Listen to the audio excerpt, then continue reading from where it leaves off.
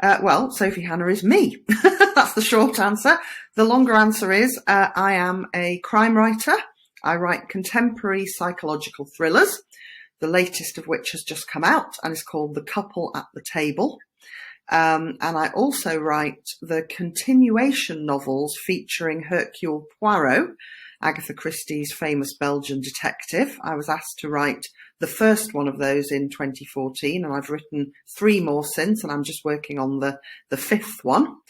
So I basically write crime fiction, contemporary and historical starring Poirot. I also write self-help books and run a podcast called How to Hold a Grudge, which is a self-help podcast about how actually holding grudges in the right way is a brilliant thing to do and makes you feel much better.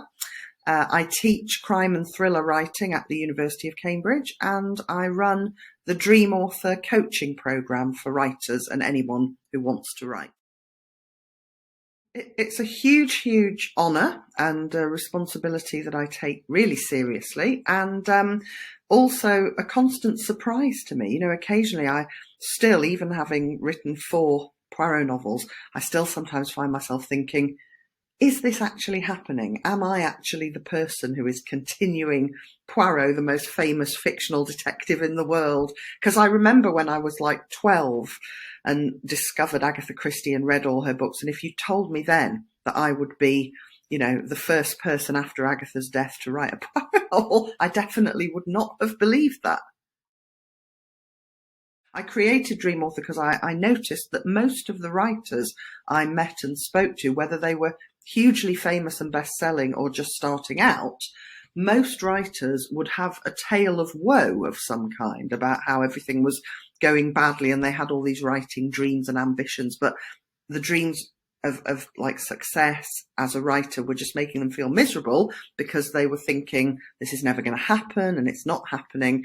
And that was what made me create Dream Author, because I realized that most people were expecting happiness and success to come from the wrong places.